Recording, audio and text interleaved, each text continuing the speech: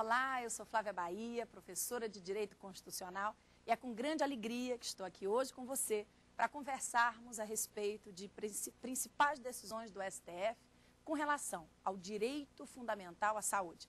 Vamos conversar sobre ADPF número 45, a suspensão de tutela antecipada 175, a suspensão de segurança 3205 e o recurso extraordinário 393-175. Julgados importantíssimos, cada um por um motivo diferente, que irão ser abordados aqui hoje em nossa sala de aula, quando iremos conversar a respeito do direito fundamental à saúde e o controle judicial das políticas públicas. Nos acompanhando nessa importante aula estão as nossas queridas Isabela, Jéssica e Cecília. Muito prazer, meninas. Espero que vocês aproveitem ao máximo esse nosso encontro de hoje. Bem, aproveitando, não esqueçam, qualquer dúvida, qualquer questionamento, mandem um e-mail para saberdireito@stf.jus.br. Mas não se esqueça de identificar o tema da aula, o nome do professor, que no caso sou eu, Flávia Bahia, para que a nossa equipe possa apresentar os e-mails à nossa análise, tá certo?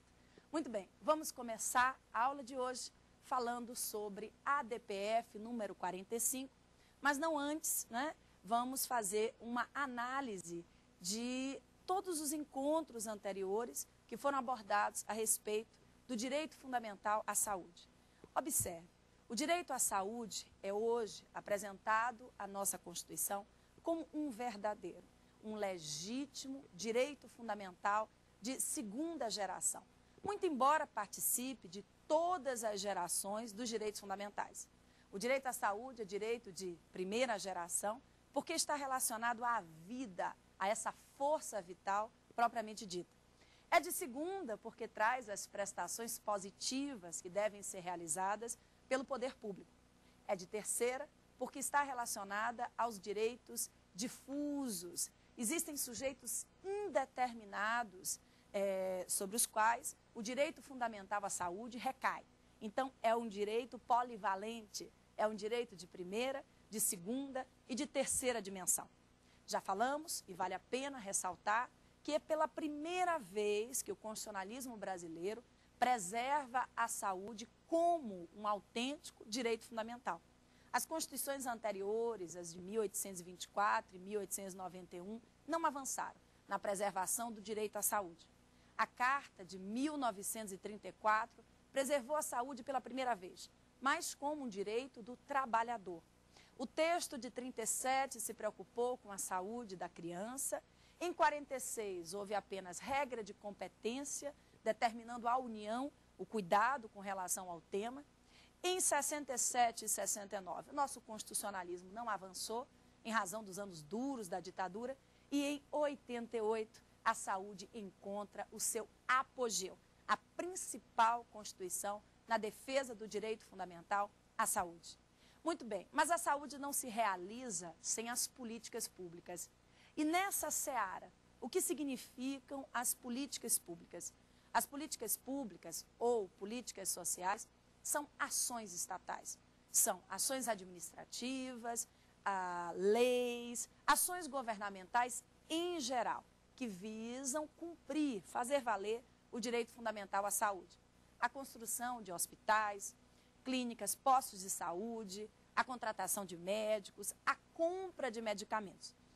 Via de regra, se inserem nessa seara das políticas públicas, que tradicionalmente se encontram nas mãos do Executivo e do Legislativo, que são compostos por pessoas eleitas pelo povo com esse objetivo de representar-nos na defesa das políticas sociais. Mas qual é a realidade do país? Um pouco distinta, porque as ações administrativas e legislativas estão muito aquém do que determina a nossa Constituição. E no dia a dia desaguam processos judiciais, ações individuais e coletivas que determinam ao judiciário o cumprimento, muitas vezes, de políticas sociais. E as críticas, é claro, que se apresentam, qual é o limite de atuação do Poder Judiciário, para não ferir o princípio da separação de poderes.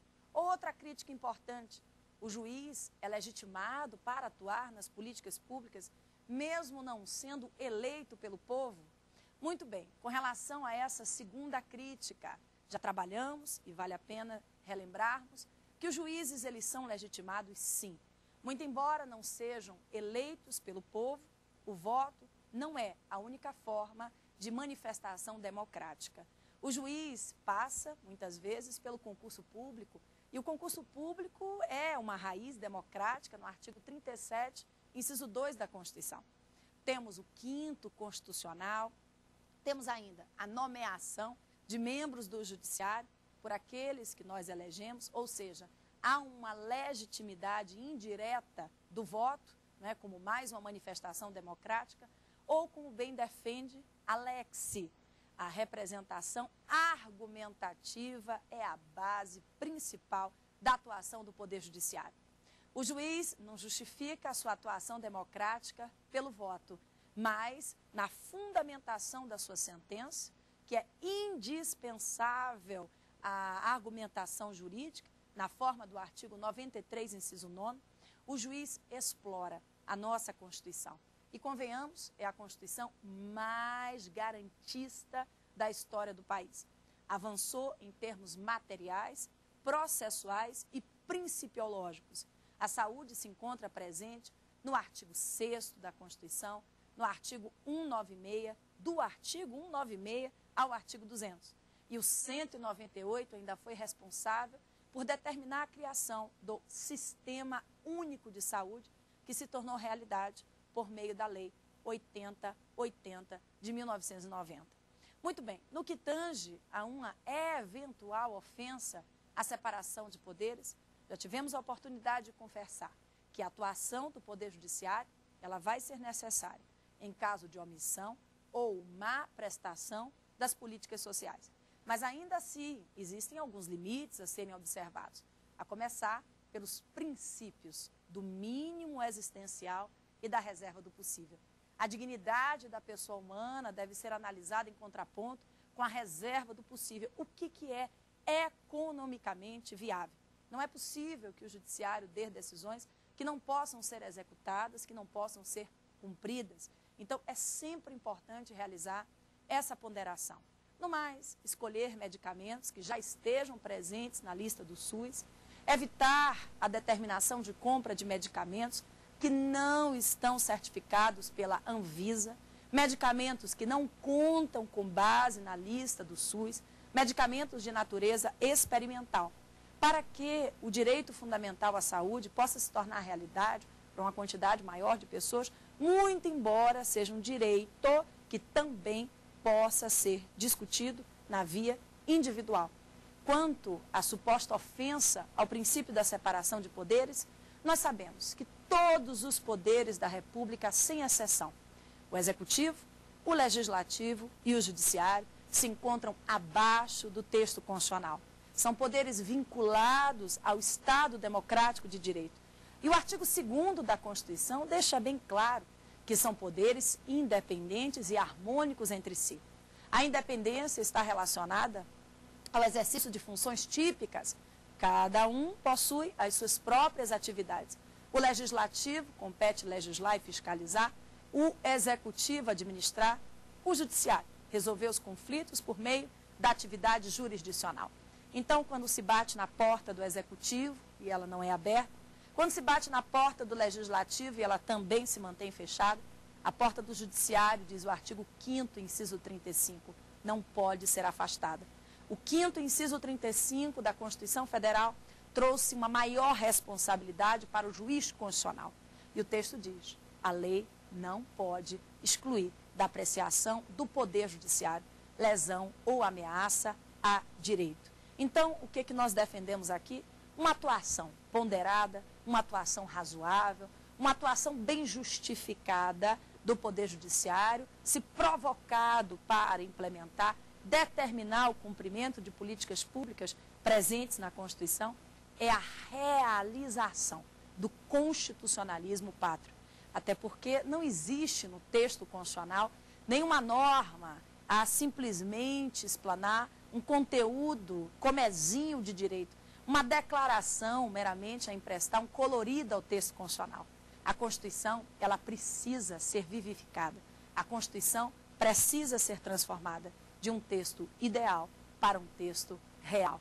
Muito bem, meus queridos, agora nós vamos começar a analisar as principais decisões do STF, separadas para esse nosso programa do Saber Direito, e começamos por uma decisão, a da ADPF, número 45. Observe, nesse julgado, nós temos uma série de questões que precisam ser suscitadas. A começar, o que é a ADPF e qual foi o objeto da arguição de descumprimento de preceito fundamental. Muito bem, o artigo 102, parágrafo 1º da Constituição, dá ao Supremo Tribunal Federal competência para processar e julgar a arguição de descumprimento de preceito fundamental nos termos da lei. Esta lei só foi feita no ano de 99, a Lei 9882 de 99, que é a responsável pela implementação da arguição de descumprimento de preceito fundamental, que é uma ação de natureza residual, assim anuncia o artigo 4º da Lei 9882 de 99. Não caberá à ADPF se houver qualquer outro meio eficaz de sanar a lesividade. E aí os próprios Supremos já decidiu que a ADPF é residual com relação às demais ações do controle concentrado federal. Se couber a ADI, a ação direta de inconstitucionalidade, se couber a ADC, a ação declaratória de constitucionalidade, não caberá à ADPF. Sabemos que a ADI tem como objeto a lei estadual ou federal violadora da Constituição. A ação declaratória de constitucionalidade, por sua vez, tem como base a lei ou ato normativo federal, que se pretenda ver confirmado perante o texto constitucional. E a ADPF? Quais são as hipóteses de cabimento da ADPF e o que essa ADPF 45 tem com relação ao direito à saúde? Bem, a ADPF, ela serve principalmente para reforçar a jurisdição constitucional, permitindo que o Supremo Tribunal Federal analise a compatibilidade de normas pré-constitucionais, normas de 1950, 60, 70, que não estão compatíveis com a Constituição. É a ADPF a ação também importante para a análise de leis municipais que violam diretamente o texto constitucional.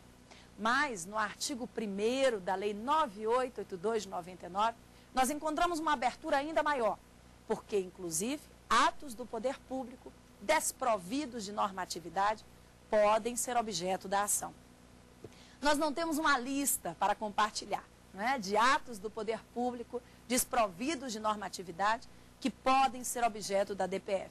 Sabemos que, por exemplo, súmulas e decisões judiciais em geral não podem ser objeto da ação. Mas, nessa ADPF 45, o veto do presidente da República a uma lei orçamentária a respeito da saúde, de verbas destinadas à saúde, foi analisado por meio dessa arguição. A ADPF ela não tem uma decisão de mérito, porque no curso da ação, o presidente da República apresentou um projeto de lei sanando o vício com relação ao seu veto ao projeto sobre a lei orçamentária no que tange à saúde. Mas em que pese não ter uma decisão de mérito, essa ADPF é importantíssima. Primeiro, consolidou a arguição de descumprimento de preceito fundamental como uma ação apta a viabilizar, a concretizar as políticas públicas na seara da saúde. Em segundo plano, também foi muito importante, porque também percebeu que o veto do presidente a uma área tão sensível e essencial para o Estado democrático de direito, se prejudicar a população, se prejudicar a dignidade da pessoa humana, pode e deve ser objeto de controle judicial. Mas o ministro Celso de Mello, quando deu a sua decisão monocrática nessa ADPF 45, destacou outros pontos importantíssimos. A começar, o artigo 196 da Constituição Federal, segundo o ministro Celso de Mello, apesar de ser classificado classicamente como uma norma de conteúdo limitado e programático, é uma norma jurídica como outra qualquer. E guarda, sim, de normatividade suficiente para ser defendida em juízo. O direito fundamental à saúde, ainda que esteja presente em uma norma de conteúdo programático, pode e deve ser reivindicado em juízo, porque todos os direitos fundamentais geram direitos públicos subjetivos que podem e devem ser reivindicados em juízo. E não é diferente com o direito fundamental à saúde. A saúde associada, como diz a nossa Constituição, a todos os demais direitos correlatos a esse. Direito à moradia, o direito à educação, o direito à alimentação, o direito ao trabalho, o direito ao lazer, à cultura. A saúde, segundo a Organização Mundial da Saúde, não significa apenas ter saúde, não é não ter doença, não ter enfermidade. A saúde é uma completude de bem-estar físico, mental e social. E é esse conceito de saúde que a Carta de 88 permite que nós possamos ver, né, reivindicado em juízo. É essa a concepção que a Carta Constitucional nos traz. É o direito à saúde na sua plenitude. Nessa DPF 45, em que pese não ter existido uma decisão de mérito, o ministro Celso de Mello destacou pontos importantíssimos. Além do que nós acabamos de abordar, que todo direito fundamental, ainda que esteja apresentado por uma norma constitucional de eficácia limitada, tem e deve ser reivindicado em juízo porque gera direito público subjetivo. O ministro destacou que esse é um problema da atualidade, essa judicialização, o controle das políticas públicas. É um tema extremamente atual. E ele não pode deixar de passar pelos princípios do mínimo existencial e da reserva do possível. O ministro destacou que o princípio do mínimo existencial está relacionado à dignidade da pessoa humana. O valor axiológico principal do Estado democrático de direito. E é um princípio que não pode ser confundido com o mínimo para sobrevivência. O mínimo existencial está associado a condições dignas de vida, ou seja, a condições espirituais, materiais, a condições sociais, para que a cidadania possa ser desenvolvida. E se estiver presente o mínimo existencial, se estiver comprovado que a dignidade daquela pessoa que litiga, que apresentou a ação judicial, está ameaçada, cabe ao judiciário analisar. Mas como os direitos sociais mexem com necessidades imensas e recursos orçamentários escassos, também é preciso analisar, além do mínimo existencial, o princípio da reserva do possível. A reserva do possível é o princípio formado pelo binômio, a razoabilidade da pretensão individual ou coletiva, deduzida em juízo, somado à possibilidade ou não do Estado conseguir realizar aquela prestação. É a análise mais objetiva da disponibilidade financeira do Estado. Ou seja, é preciso avaliar se de um lado há uma situação de um hipossuficiente e do outro lado é possível sim ou não que o Estado possa oferecer aquele medicamento. O ministro também destacou nessa importante arguição de descumprimento de preceito fundamental que a reserva do possível não é obstáculo à concretização do direito à saúde, a não ser que o Estado, e o Estado nós mencionamos União, Estado-membro, Distrito Federal e município, a não ser que o Estado consiga de verdade comprovar de forma objetiva que realmente não há como prestar aquele medicamento, comprar aquela prótese, promover, né, aquela internação hospitalar. Ou seja, o princípio da reserva do possível deve ser levado em consideração, claro, até porque não se pode condenar ao Estado aquilo que ele não possa custear, mas não configura um obstáculo efetivo em face, né, da implementação dos direitos sociais. Nessa DPF, o ministro trouxe a necessidade de que todos os poderes da República, Legislativo, executivo e judiciário se unam e possam estabelecer um debate sadio na concretização dos direitos fundamentais e, obviamente, de maneira muito especial, o ministro tocou no direito fundamental à saúde. Essa arguição de descumprimento é importantíssima, porque trouxe também o artigo 5º, dizendo que todos os direitos fundamentais gozam de aplicação imediata. São direitos indisponíveis e que cabe a todos os poderes da República, sem exceção, o cuidado com o direito fundamental à saúde. Também é importante destacar que o ministro consagrou que a responsabilidade na defesa da saúde não é uma responsabilidade isolada da União, dos estados, do Distrito Federal. Não, é uma responsabilidade conjunta, é uma responsabilidade solidária. Assim, o Supremo Tribunal Federal tem analisado esse importante tema. E cabe ao juiz, ao Supremo, ao juiz de primeira instância, ao tribunal, cabe ao judiciário, sim, evitar a abusividade governamental. Porque as políticas públicas não podem jamais estar sujeitas ao clientelismo eventual da administração pública. É preciso fazer cumprir a Constituição. E quando houver lacunas, quando houver má prestação dos serviços, o judiciário pode e deve ser provocado para atuar. Sempre pensando, sempre analisando o tema de uma maneira muito sensível, de uma maneira muito peculiar. Por quê?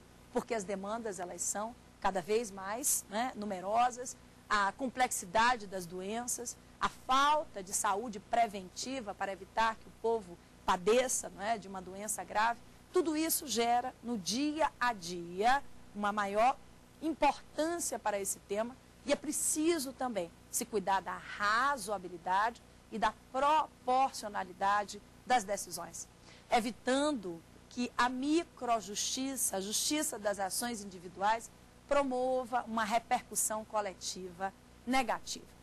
Muito bem, outro julgado de extrema importância é o da suspensão da tutela antecipada 175. Essa decisão foi dada pelo ministro Gilmar Mendes e é uma decisão importantíssima com relação a um jovem que possui doença neurodegenerativa lá no Ceará. Um jovem hipossuficiente, portador de doença grave, precisava de um medicamento que custava aos cofres públicos mais de R$50 mil por mês. Senhores, R$50 mil por mês. Um medicamento muito raro, um medicamento difícil, não está presente na lista do SUS, mas uma doença também, uma doença também especial. É claro que os medicamentos de alto vulto, eles não estão afastados da política do SUS. Existe a política de dispensação de medicamentos excepcionais, que visam justamente cuidar dos medicamentos mais especiais para doenças específicas, como câncer, a AIDS, por exemplo.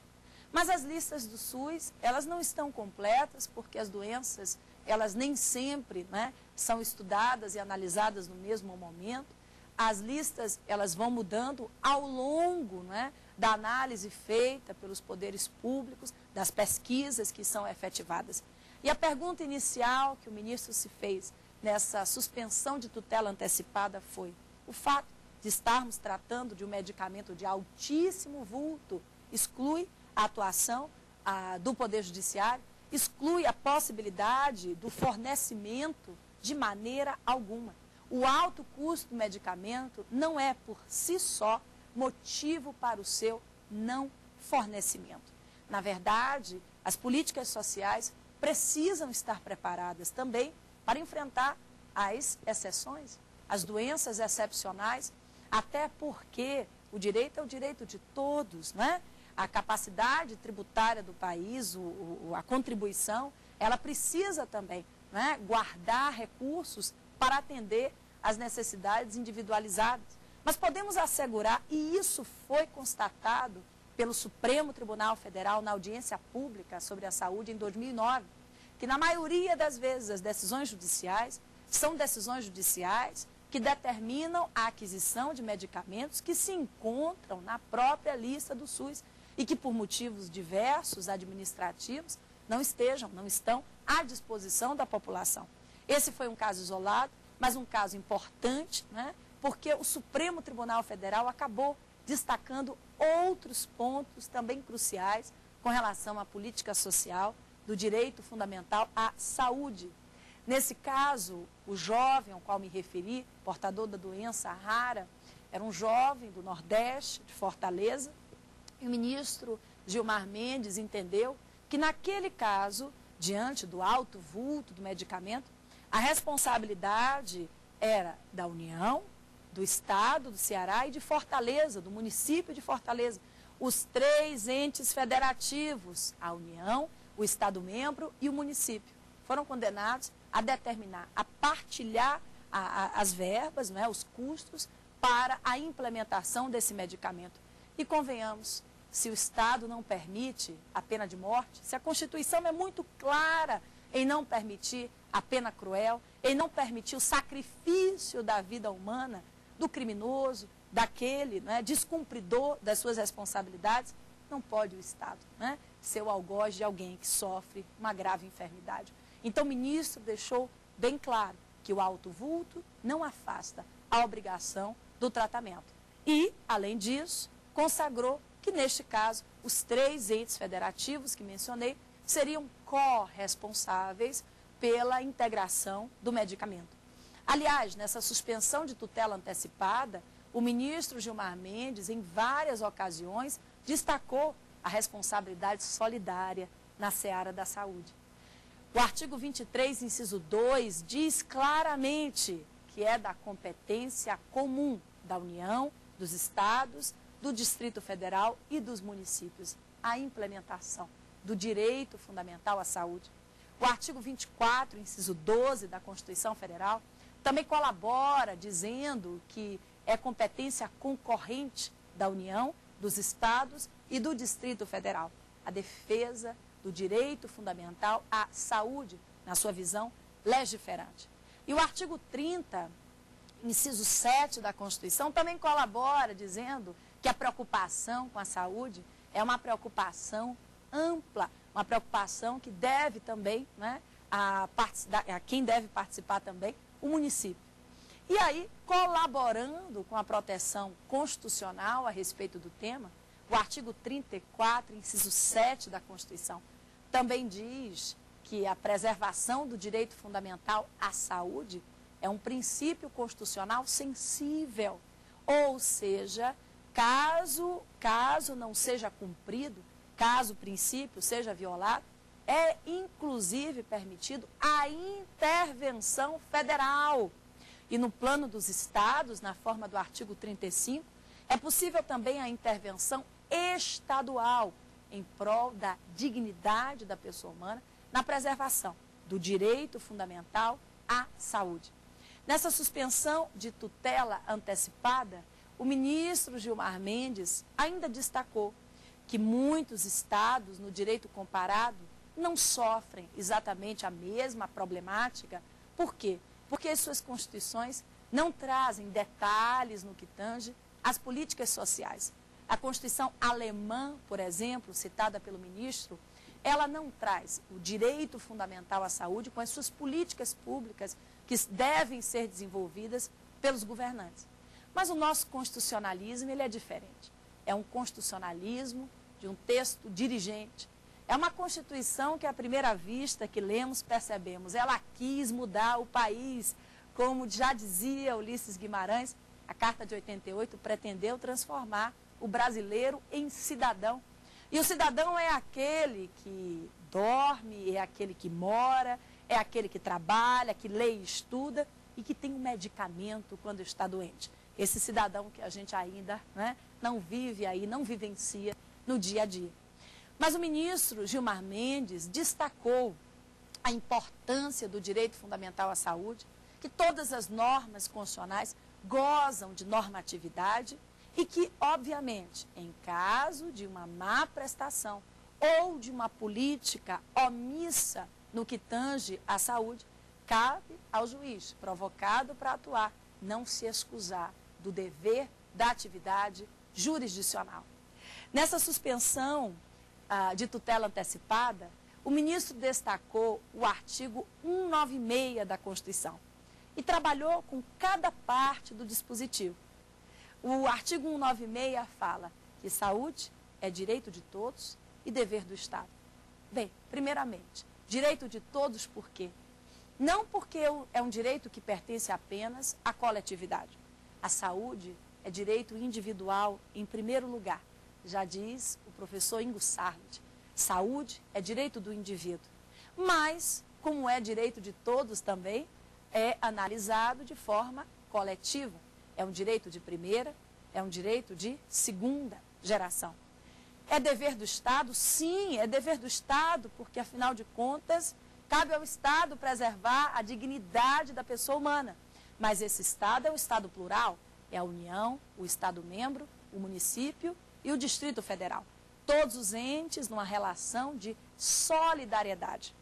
O artigo 196, também destacado pelo ministro Gilmar Mendes, diz que o direito à saúde vai ser garantido mediante políticas sociais e econômicas que, à primeira vista, precisam ser elaboradas pelo Legislativo e pelo Executivo, mas, em caso da sua não elaboração ou em caso de falhas administrativas, cabe ao juiz, de forma consciente, bem ponderada, analisando que as necessidades são inúmeras e que os recursos são orçamentários. Mas não pode o Estado negar a atividade jurisdicional. No artigo 196, o texto também fala que o acesso à saúde deve ser universal e igualitário e que devem ser realizadas ações e serviços para a sua promoção, proteção e recuperação. Em nenhum instante, o Poder Judiciário está afastado das políticas públicas. O que não pode existir, é claro, são abusos, excessos. Mas essa é uma vedação que acomete não apenas o Judiciário. Serve também para o Executivo e para o Legislativo. Outra questão importantíssima dessa suspensão de tutela antecipada é o destaque que o ministro faz, que se dê privilégio à lista do Sistema Único de Saúde, que os medicamentos precisam ter alguma comprovação científica e que não há, esse é um ponto de muito destaque, não há riscos para o efeito multiplicador. Esse é um problema também que muitos tratam como sendo uma possibilidade de indústria de liminares. Particularmente, não sei se eu sou otimista demais, mas creio que a indústria das liminares não seja algo negativo, se a gente analisar de uma maneira rigorosa. A indústria produz em larga escala. Indústria de liminares significa dizer que as pessoas entram com ações na justiça e que o judiciário não está quedando-se inerte. Se essas liminares forem liminares bem fundamentadas, ponderadas à luz do mínimo existencial e da reserva do possível, creio que nós não estamos vivendo, né, um lado negativo das liminares. Mas o ministro Gilmar Mendes, nessa suspensão de tutela antecipada 175, destacou que não há risco para o efeito multiplicador, e sabem por quê? Porque cada caso é analisado de acordo com as suas singularidades. Nenhuma doença é exatamente igual à outra, nenhum laudo médico é exatamente igual ao outro. Então, é necessário que o juiz analise caso a caso e que tome decisões bem fundamentadas à luz dos demais princípios de efetivação. Muito bem, a administração pública também não pode prestar medicamentos que não estejam preservados, chancelados pela Anvisa. Então, se a administração não pode, em princípio, a prima facie, o judiciário também não deve prestar medicamentos que não são chancelados pela nossa agência, né, de vigilância sanitária. Bem, agora vamos trabalhar com outro julgado importantíssimo. Sugiro que leiam essas decisões que são de altíssima relevância para o país. Relevância social, relevância acadêmica e para, né, os futuros servidores públicos que se empenham aí nos concursos, é um tema de altíssima importância. Bem, na suspensão de segurança 3205, A ministra Ellen Grace, que foi à época a relatora do caso, destacou uma situação do estado do Amazonas. No caso, uma menor de idade, uma criança que não tinha 2 anos por ocasião da decisão, sofria também de uma doença seríssima, gravíssima, excesso de insulina pelas células beta do pâncreas. E a menina só podia ter a sua vida garantida se fosse importado um medicamento produzido apenas no Canadá, medicamento fora do estado brasileiro. Mas que na situação restou-se completamente comprovada a necessidade do medicamento. Laudos médicos foram feitos e não foram contestados pelo estado do Amazonas de que a menina, a criança, precisava desse medicamento para manter a sua vida. Ela poderia ter uma vida próspera se tomasse o referido medicamento. E aí a ministra também, né, trouxe a análise relacionada ao tema e discorreu sobre, inclusive, a contestação do estado do Amazonas, que destacou que o artigo 196 é norma de conteúdo programático e que normas de conteúdo programático não gerariam direitos públicos subjetivos a serem reivindicados em juízo. No que foi logo questionado pela ministra, que disse que todas as normas que se encontram na Constituição estão plenamente aptas a produzir seus efeitos jurídicos essenciais. E não há diferenças com relação ao direito fundamental à saúde. Com relação ao efeito multiplicador dos recursos, ela manifestou alguma preocupação, mas disse, né, que é algo que precisa ser analisado no caso a caso. O estado do Amazonas, nessa suspensão de segurança, ainda trouxe a preocupação com a saúde a longo prazo. O estado disse que o seu orçamento estava se preparando para oferecer uma saúde pública de qualidade a longo prazo e que remanejar recursos naquela situação específica traria danos coletivos e que a defesa de uma vida poderia trazer transtornos para várias outras vidas. Convenhamos que os direitos, eles não são combatidos dessa maneira. No dia a dia, né, o seu combate jurídico é o caso a caso, são as coletividades. Então, nós não podemos antever, né, o que o medicamento concedido hoje pode causar como dano coletivo amanhã. Na verdade, nós vivenciamos no dia a dia um sentimento de frustração constitucional no âmbito administrativo sem igual, né? Os recursos, eles existem porque o país é um dos que mais arrecada no mundo. Mas, né, a destinação correta, a fiscalização do orçamento, essa é uma tarefa que precisa ser destacada a cada dia. O controle dos orçamentos públicos. E sobre o assunto, o Supremo Tribunal Federal já vem se mostrando um pouco mais favorável. A lei orçamentária, conhecida inicialmente como Lei de Efeitos Concretos, ela vem sendo analisada pelo Supremo Tribunal Federal diante da sua natureza objetiva. Existem princípios constitucionais que devem ser respeitados pelo orçamento, mas também existem situações excepcionais que não podem ser abandonadas pela Justiça. Então, foi uma suspensão de segurança extremamente importante. A suspensão de segurança ela foi denegada, a ministra manteve a decisão do Tribunal de Justiça do Amazonas em conceder à criança o medicamento por entender que não havia nenhum tratamento paliativo naquela situação e que, como o medicamento significava a própria porção do direito à vida, o Estado não podia negar o seu cumprimento. Muito bem, outro julgado importantíssimo é o recurso extraordinário 393175. Nessa decisão, o ministro Celso de Mello analisou um caso em que se tratava de pacientes com esquizofrenia paranoide e doença maníaco-depressiva crônica, né, pacientes que tinham episódios, inclusive, de tentativa de suicídio, pessoas completamente destituídas de recursos financeiros.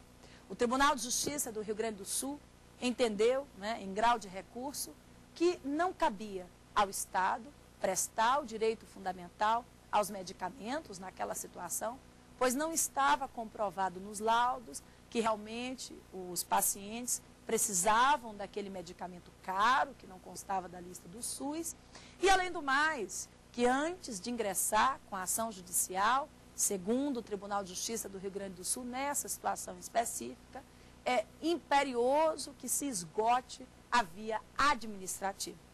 Bem, o ministro Celso de Mello rebateu, obviamente, essa observação sobre o esgotamento da via administrativa. Todos nós sabemos que não há necessidade de se esgotar a via administrativa para ingressar com a ação judicial. E, é claro, no que tange ao direito fundamental à saúde, isso se torna ainda mais importante, porque é um direito urgente, é um direito essencial. Então, não há esgotamento de via administrativa. Nessa decisão importante, o ministro também analisou que o direito fundamental à saúde deve prevalecer sobre os interesses financeiros da fazenda pública. É claro que não se destaca aqui a atuação do Poder Judiciário abusiva. Aliás, o abuso de direito, ele não pode ser tolerado, seja o abuso do Legislativo, do Executivo ou do Judiciário. Então, o ministro deixa bem claro que nós estamos aqui tratando de decisões razoáveis, de decisões ponderadas à luz do mínimo existencial, da reserva do possível, e que, se forem bem fundamentadas, as decisões só fazem realizar o direito fundamental à saúde, realizar o direito fundamental à vida, porque saúde é a força vital da sociedade.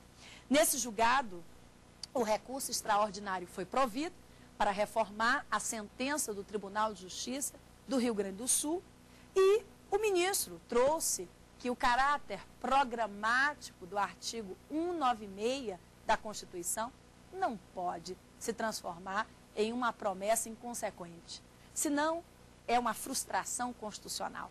A sociedade precisa receber a plena efetividade de todas as normas constitucionais, inclusive e principalmente a norma que diz respeito ao direito fundamental à saúde, chancelado pelo artigo 6º, pelo artigo 196, 197, 198, 199 e 200 da nossa Constituição. E, como prevê o artigo 198, o SUS, o Sistema Único de Saúde, foi criado justamente para conseguir efetivar o direito fundamental à saúde pública no país, com uma série de princípios, de regras que devem ser observadas à luz de um federalismo cooperativo, à luz de recíprocas responsabilidades entre os entes da nossa federação. Então, é mais um julgado de destaque. Nessa decisão, o ministro ainda fala que a vida é um direito fundamental inalienável, imprescritível, e que a vida é a porção do Estado. Ela precisa ser defendida. Mas é claro que é preciso se redimensionar a análise do tema. É preciso abrir o debate, é preciso chamar a sociedade, verificar quais são os problemas, para se evitar que o judiciário se abra agora como posto de atendimento de medicamento.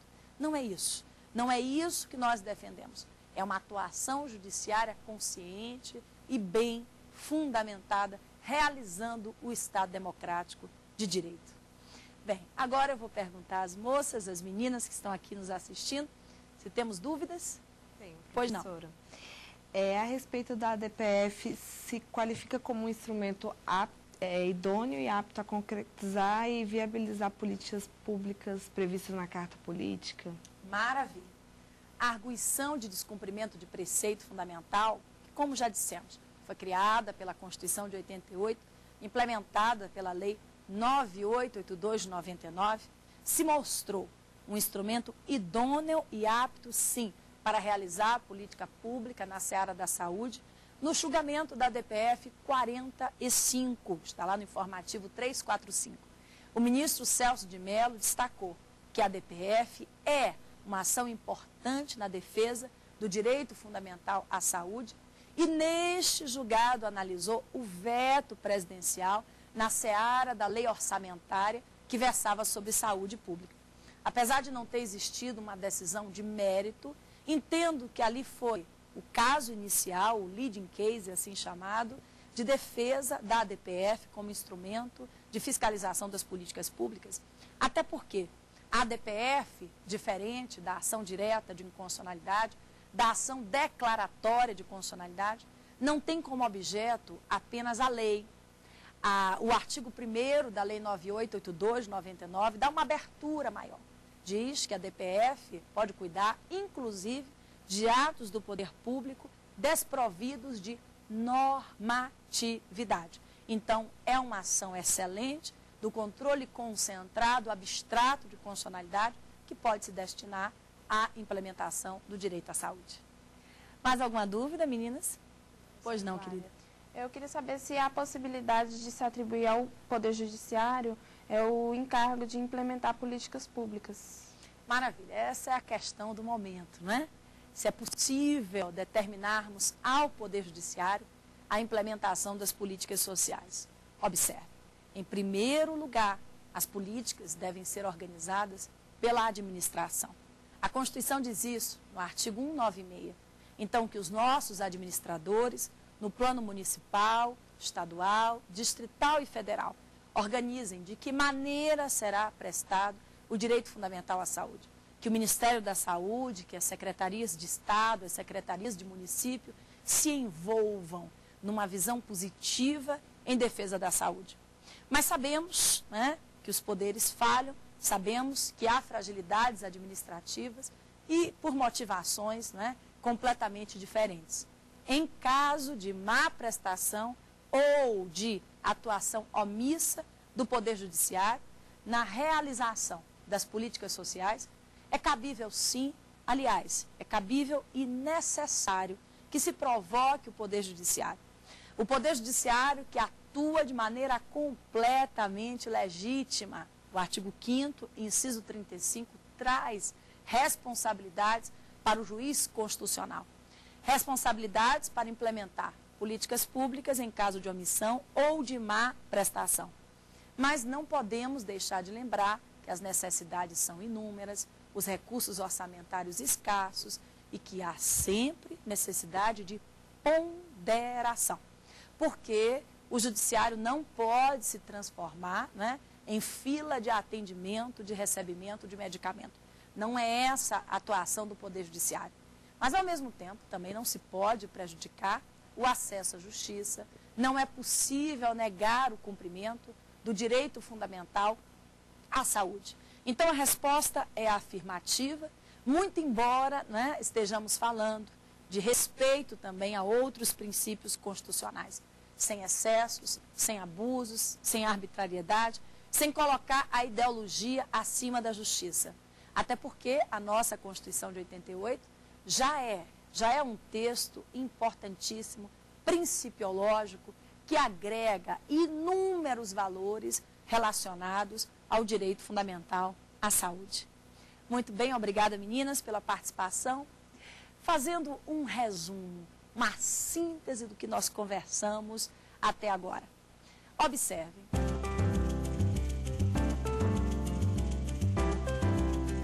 Falamos das principais decisões do Supremo, não são as únicas, mas são muito importantes, com relação ao direito fundamental à saúde.